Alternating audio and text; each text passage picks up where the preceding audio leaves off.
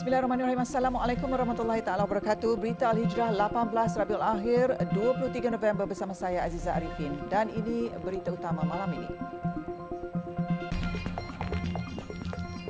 Sisa tanah dari pembinaan lebuhraya EKVE punca banjir kilat di Ampang. Juga permintaan tinggi punca harga barang naik.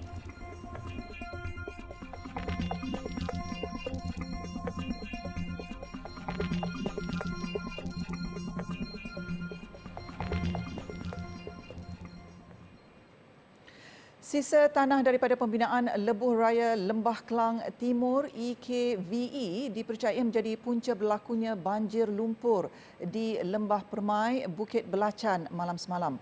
Ahli Parlimen Ampang, Datuk Zuraida Kamarudin berkata, hujan lebat yang berterusan selama 5 jam turut menyebabkan air dari Sungai Ampang melimpah. Because of construction, jadi tanah-tanah tu dia terlonggok ke dalam longkang dan ke sungai. Jadi bila hujan tu hujan tarik tanah tu masuk ke sungai, jadi sungai cetek dan itu yang Okey, dari segi kerosakan kemusnahan atau benda penduduk kat sini, adakah pihak EKBE akan bayar pembayaran? itu kita akan bincang kemudian sekiranya ada yang cukup terjejas secara total atau secara teruk lah, jadi insyaAllah kita akan bincang. Macam infrastruktur awam, kata ada jembatan tadi yang satu kena habis, jembatan roboh, jembatan yang dibuat. Mungkin yang itu boleh kita lihat kan, EKVE, saya boleh bincang dengan EKVE. Kalau ada keperluan, mungkin EKVE boleh memberi sumbangan untuk membina semula. Kerja pembaikan dan pembersihan juga akan dipercepatkan bagi memastikan kejadian sama tidak berulang. Dalam kejadian semalam, beberapa kawasan di sekitar Ampang dilanda banjir kilat susulan hujan lebat. Kawasan yang terlibat adalah Jalan Hillview, Kampung Lembah Jaya Utara dan Lembah Jaya Selatan yang dinaiki air setinggi 1.5 meter akibat limpahan air dari longkang berhampiran. Kejadian itu turut menyebabkan 3 penduduk terperangkap dalam kediaman mereka yang dinaiki air. Datuk Zuraida ditemui media ketika melawat mangsa banjir di Pusat Pemindahan Sementara PPS di Dewan MPAJ Lembah Permai siang tadi.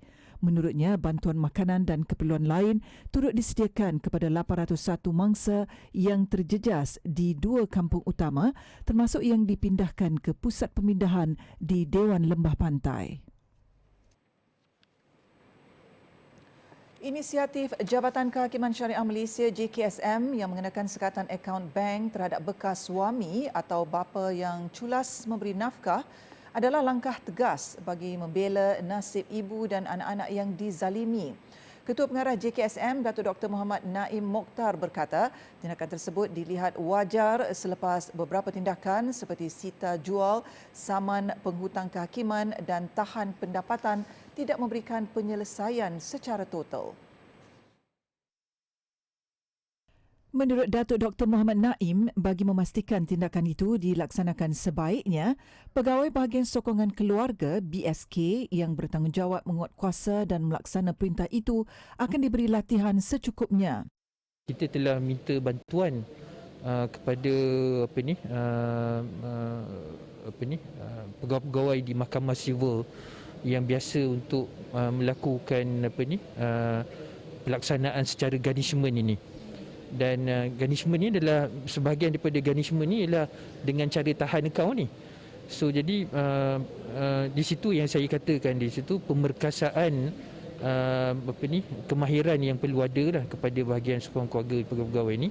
InsyaAllah dengan kemahiran yang ada ini, kita harapkan supaya usaha menyekat akaun suami ataupun bekas suami yang culas melaksanakan perintah nafkah itu akan dapat dilaksanakan secara adil dan saksama lah, termasuklah juga kepada suami-suami yang culas tadi.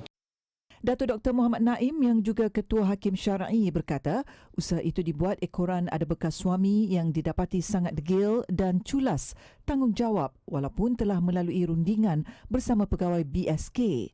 Sehingga Mac 2016, sebanyak 147 kes telah difailkan berkaitan isu pemberian nafkah kepada bekas pasangan dan anak-anak dan setakat ini hanya separuh berjaya diselesaikan melalui rundingan. Mengulas lanjut mengenai sekatan akaun bank itu, pindaan dibuat mengikut pematuhan dan penzahiran maklumat bawah hiwalah iaitu pemindahan hutang daripada penghutang penghakiman kepada pihak ketiga iaitu institusi keuangan kepada pemiutang penghakiman. Tindakan itu dibuat selepas pindaan terhadap jadual 11 Akta Perkhidmatan Keuangan 2013, Akta Perkhidmatan Keuangan Islam 2013 dan Akta Institusi Keuangan Pembangunan 2002 diluluskan dan diwartakan pada 10 Februari lalu. Datuk Muhammad Naim berkata demikian kepada TV Al-Hijrah selepas pembentangan kepada Kolokium Perundangan dan Kehakiman Syariah 2021 di Jabatan Kehakiman Negeri Perak di Ipoh.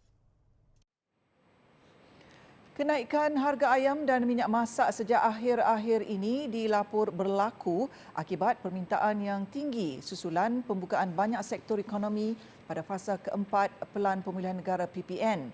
Pengerusi Jawatankuasa Perpaduan Perdagangan dan Hal Ehwal Pengguna Dr. Chong Fat Ful berkata, kenaikan harga ayam itu juga didorong oleh peningkatan kos penternakan ayam termasuklah kenaikan harga dedak. Situasi ini menyebabkan demand meningkat dan menyebabkan harga barangan seperti ayam juga turut meningkat di mana penternak tidak dapat jangkakan pembukaan fasa-fasa ini. Justru apabila berlaku permintaan tinggi terhadap ayam buat masa ini, penternak memerlukan masa bagi menyediakan ayam dan ini akan mengambil masa untuk bekalan ayam menjadi stabil dalam pasaran.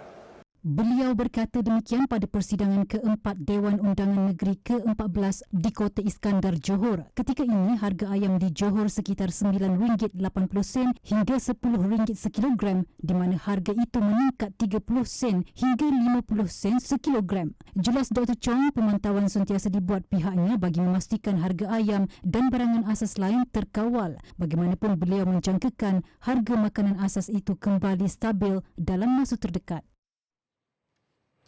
Kementerian Pendidikan KPM nafi mengeluarkan jadual berkaitan hukuman tindakan disiplin yang dilarang dilakukan kepada murid sebagaimana tular di media sosial. Menteri Kanan Pendidikan Datuk Dr. Razi Jidin berkata pihaknya tidak pernah membuat kenyataan berkaitan bentuk hukuman terhadap pelajar sekolah. Kenyataan di portal media bertarikh 21 November itu menyebut guru boleh menghukum sekiranya berleter terhadap murid. Jadual bertajuk Unit Disiplin KKM, bentuk-bentuk hukuman yang dilarang juga bukan dikeluarkan KPM.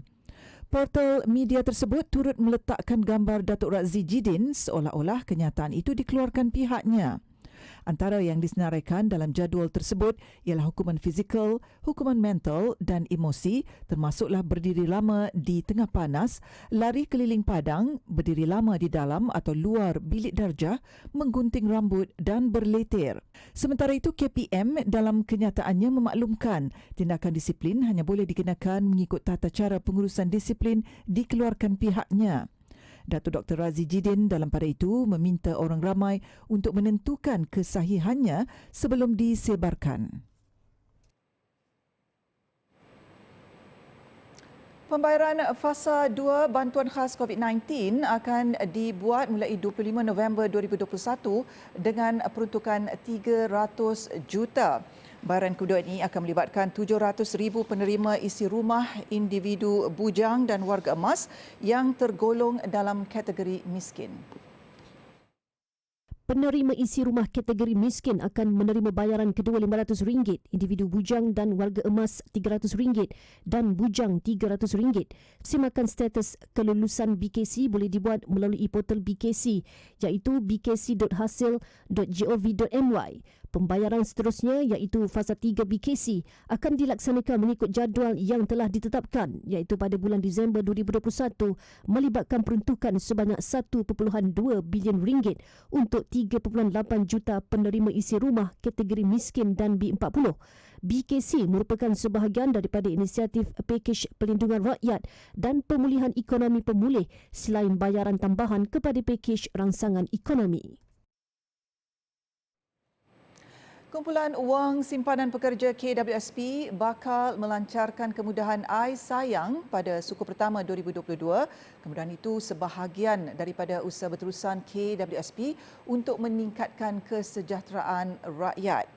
Memetik bernama, pengerusi KWSP Tan Sri Ahmad Badri Muhammad Zahir berkata, melalui iSayang, pencarum boleh memindahkan secara sukarela 2% caruman KWSP daripada akaun suami ke akaun isteri. Selain iSayang, satu lagi kemudahan yang akan dilancarkan KWSP ialah iLindung yang membenarkan pengeluaran daripada akaun 2 untuk membeli insurans hayat dan penyakit kritikal melalui platform KWSP. Sejak penularan pandemik COVID-19, KWSP telah menawarkan beberapa kemudahan kepada pencarum antaranya iSinar, iLestari dan iCitra.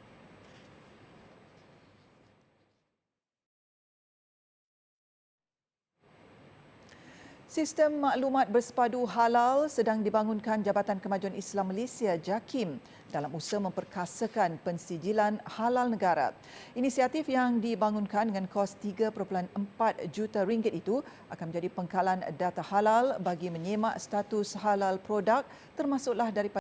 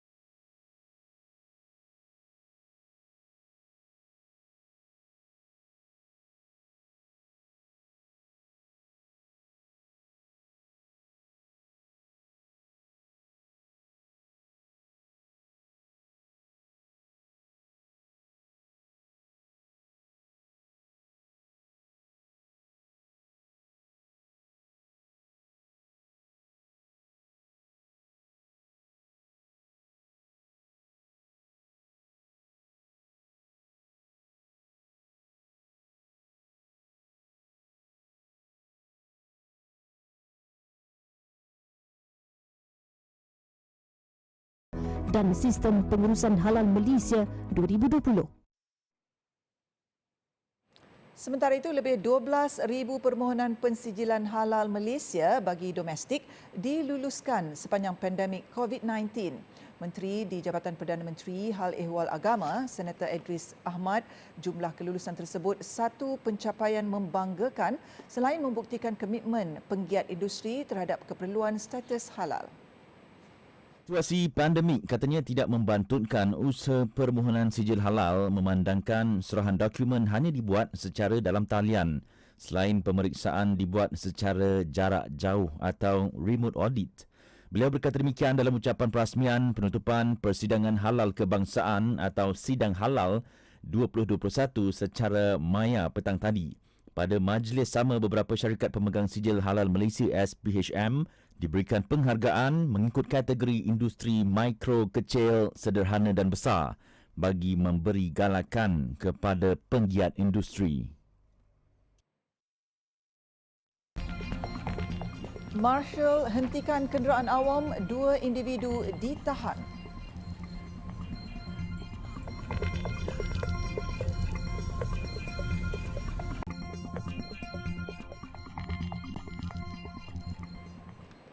Alhamdulillah, bertemu kembali. Polis menahan 2 individu yang dipercayai terlibat dalam rakaman tular menunjukkan aksi marshal motosikal berkuasa tinggi memberhentikan kenderaan awam di persimpangan lampu isyarat Suabetung. Kedua-dua lelaki berusia 26 dan 27 tahun itu yang masing-masing bekerja sebagai pembantu firma guaman dan penyelia kilang ditahan awal pagi tadi. Ketua Polis Daerah Port Dickson, Superintendent Aidisha Muhammad berkata tangkapan dilakukan di kediaman mereka di kawasan Port Dickson dan Spring Hill Lukut. Turut dirampas 2 motosikal jenis Kawasaki, topi keleda, pakaian dan kasut yang digunakan mereka ketika menahan kenderaan awam. Dua lelaki didakwa di Mahkamah Magistrate Port Dickson atas pertuduhan membunuh dan menculik seorang juruteknik serta menyamar sebagai anggota polis di sebuah rumah di Bandar Spring Hill, Lukut 2 minggu lalu. Tertuduh M. Murugan, 44 tahun yang merupakan seorang ketua pengawal keselamatan dan Wong Yon Kwan, 43 tahun penganggur, mengangguk faham selepas pertuduhan dibacakan terhadap mereka. Mengikut pertuduhan pertama dan kedua, kedua-dua tertuduh bersama-sama 3 individu yang masih bebas didapati telah membunuh dan melarikan mangsa seorang lelaki A. Vasudin, 39 tahun. Bagi pertuduhan kedua iaitu melarikan mangsa yang memperuntukkan hukuman mati atau penjara 30 tahun dan jika tidak dikenakan hukuman mati perlu disebat. Bagi pertuduhan ketiga pula, kedua-dua tertuduh didakwa bersama-sama 3 individu yang masih bebas didapati menyamar sebagai polis. Bagaimanapun tiada pengakuan direkodkan daripada tertuduh yang juga tidak dibenarkan diikat jamin. Dalam pada itu, Ketua Polis Daerah Port Dickson, Superintendent Aidisha Muhammad berkata, pihak polis kini giat memburu 4 lagi individu yang masih bebas dipercayai terlibat dalam kes tersebut. 6 individu termasuk 2 remaja didakwa di Mahkamah Magistrate Klang atas pertuduhan membunuh dan bersubahat membunuh seorang along di lorong Batu Nilam 27A Bandar Bukit Tinggi awal November lalu. Bagaimanapun tiada pengakuan direkodkan daripada kesemua 6 individu terbabit. Magistrate menetapkan sebutan semula kes pada 31 Januari 2022. Pada 6 November lalu, media melaporkan seorang lelaki dipercayai Ahlong ditemui mati disyaki ditetak dengan parang oleh 2 suspek selepas menjamu selera bersama 2 anak lelakinya di sebuah restoran kopitiam di Bandar Bukit Tinggi, Klang. Tangkapan suspek dilakukan di Muar dan Segamat Johor. Punca kejadian akibat dendam. Kewujudan aktiviti rasuah dalam kalangan agensi agama disifatkan amat memalukan dan mengaibkan walaupun jumlahnya mungkin kecil. Yang di-Pertua Yayasan Dakwah Islamiah Malaysia, Yadim, Nasruddin Hassan berkata, agensi agama seharusnya bebas daripada rasuah kerana aktiviti itu menjejaskan imej Islam. Tambah Nasruddin, situasi itu disifatkan lebih parah apabila ia melibatkan dalam kalangan individu berpendidikan agama. Rasuah ni sudah tak kenal mangsa kalau kita tidak berhati-hati. Jadi berapa statistik itu kita boleh rujuk pada pihak pihak mungkin kita boleh tengok pada statistik SPRM lah yang telah pun mempamerkan dalam website mereka. Tetapi apa yang saya nak sebut memang dia tak boleh dipandang kecil. Tahap rasuah ni tak boleh dipandang kecil.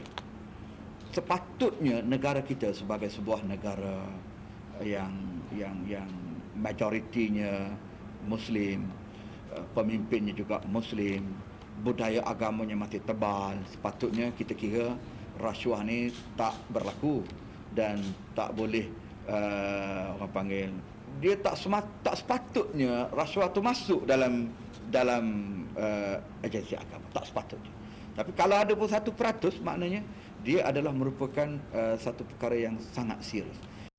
Justru beliau mencadangkan agar kerajaan mengambil tindakan segera sebelum ia merosakkan imej negara. Nasruddin turut menggesa SPRM untuk memperincikan peratusan dan jumlah kes mengenai aktiviti rasuah dalam kalangan agensi agama di negara ini. Beliau berkata demikian selepas melancarkan kempen pencegahan rasuah Yadim di Putrajaya pagi tadi. Kempen tersebut sebahagian aktiviti Bulan Dakwah Yadim yang bermula hari ini sehingga Disember 2021 di peringkat Yadim Putrajaya dan seluruh negara. Sementara itu, Yadim turut mengadakan kerjasama strategik dengan Suruhanjaya Pencegahan Rasuah Malaysia SPRM bagi menjayakan kempen berkenaan.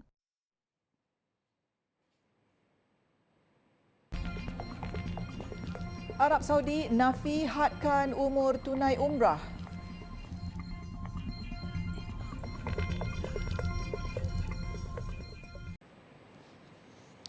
Alhamdulillah bertemu kembali. Arab Saudi menafikan pihaknya menghadkan permit bagi umrah jemaah warga asing kepada golongan berusia antara 18 hingga 50 tahun sahaja. Sehubungan itu, jemaah yang sudah berdaftar tidak perlu bimbang dan boleh mengerjakan umrah seperti biasa.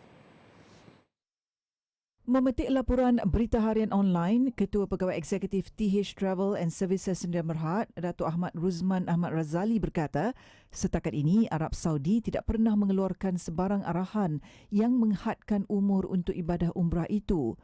Pihaknya juga sudah berhubung dengan Kementerian Haji dan Umrah Arab Saudi yang kemudiannya menafikan dakwaan berkenaan.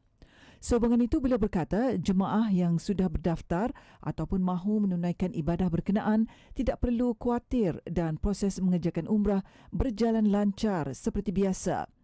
Jemaah umrah dari luar negara yang sihat, lengkap vaksinasi dan berumur 18 tahun ke atas adalah dialu-alukan Kerajaan Arab Saudi.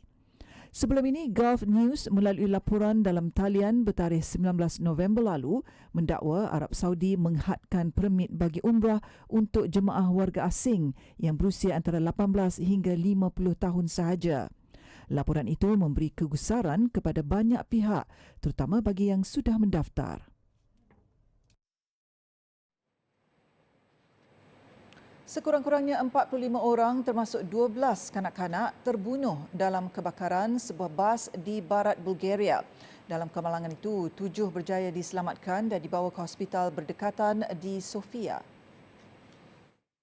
Menurut Menteri Dalam Negeri Boyko Rashkov, kejadian menyayat hati itu merupakan terburuk dalam sejarah kemalangan membabitkan bas. Kebanyakan mangsa terperangkap di dalam bas dan rentung 100%. Kerana itu, pihak berkuasa memaklumkan bas terbabit berkemungkinan daripada North Macedonia. Ekoran nombor pendaftaran bas berkenaan daripada negara itu. Difahamkan bas tersebut dalam perjalanan pulang ke Skopje, North Macedonia daripada percutian di Istanbul, Turki, iaitu perjalanan sejauh sekitar 800 km. Perdana Menteri North Macedonia Zoran Zaev berkata salah seorang mangsa ada memaklumkan sebelum kejadian kebanyakan daripada mereka sedang tidur sebelum satu bunyi letupan kuat berlaku. Dalam pada itu, punca utama kebakaran belum dapat dipastikan. Namun bas berkenaan dikesan ada pelanggaran dengan penghadang lebuh raya sebelum ditemui terbakar.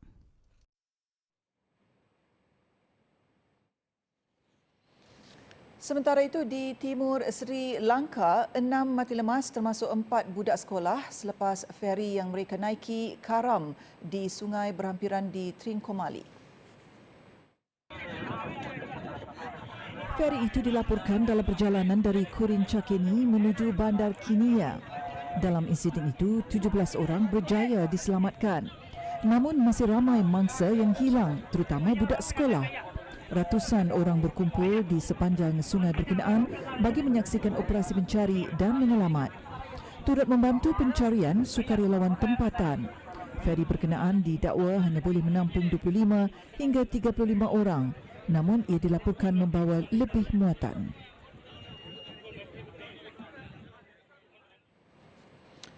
Pihak berkuasa Poland menangkap 174 pelarian yang cuba merentas sempadannya menuju ke Eropah. Sebelum ini, kesemua ribuan pendatang yang terkandas di sempadan Poland-Belarus sudah ditempatkan di tempat perlindungan berdekatan sempadan. Daripada video yang dikeluarkan, pihak berkuasa Poland menunjukkan sekumpulan migran membuat cubaan berentas sempadan Poland-Belarus berdekatan perkampungan Białowieża. Pada Khamis lalu, Belarus sudah mengosongkan kawasan sempadannya dengan menempatkan pelarian yang kebanyakan daripada Afghanistan, Timur Tengah dan Afrika itu di pusat sementara.